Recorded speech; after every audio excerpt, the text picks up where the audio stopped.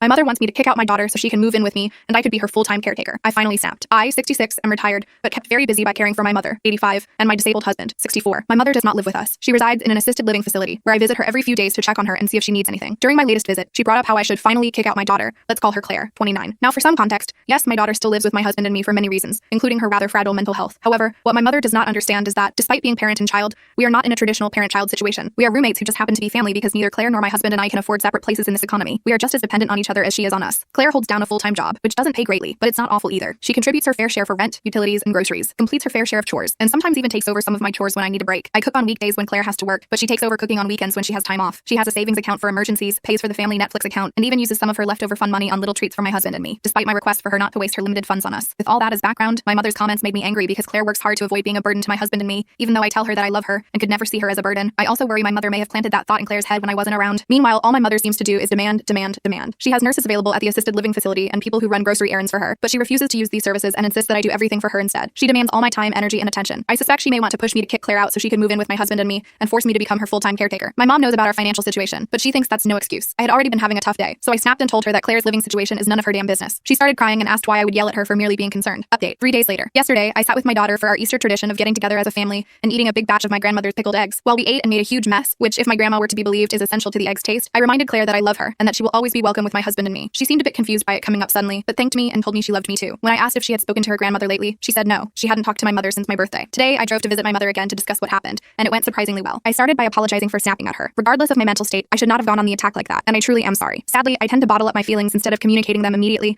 and it's something I know I need to work on. However, I also told my mother that I am not willing to talk about Claire's living situation with her, and I asked her to use the facility services a bit more in the future instead of always relying on me, because I have a life of my own and a husband who also needs me, probably more than she does, but I didn't say that part out loud. She started crying again, asking why Claire and I hate her so much. She talked about how Claire never calls and only seems to acknowledge her existence when she has to, and that she has now also turned me against her. She asked if I was really so sure that Claire wouldn't eventually start ignoring me the way she is ignoring her. I was getting very impatient with her again, but I was prepared for it this time and managed to stay calm. I asked her to think back to her interactions with Claire over the past 5 years and the many moments of rudeness or outright cruelty toward Claire. I even named some specific instances Claire has told me about and asked her to put herself in Claire's shoes. Would she want to spend any time with someone who treated her like that? I felt ridiculous talking to my 85-year-old mother as if she were a 5-year-old child. However, when I told her that we love her but at times do not feel particularly loved by her, it seemed to actually get through to her. She stopped crying and told me that she didn't realize her comments hurt my daughter so badly. In my mother's defense, Claire, like me, has the habit of bottling up her feelings in the moment and disengaging instead of communicating unless she feels she can predict the other person's reaction perfectly. So she likely never told my mother that those comments hurt her and just started distancing herself. My mother promised to use the facility's services more and in turn asked me if we could go out and do something fun every now and then. Her definition of fun usually involves going to the casino with a very strictly enforced budget, so we'll see about that. It doesn't sound terrible for some mother-daughter bonding time. I'm not sure how things will develop now, but I am hopeful. I will tell Claire what her grandmother and I talked about today and see if she's willing to give her a chance to make amends. I won't push her though.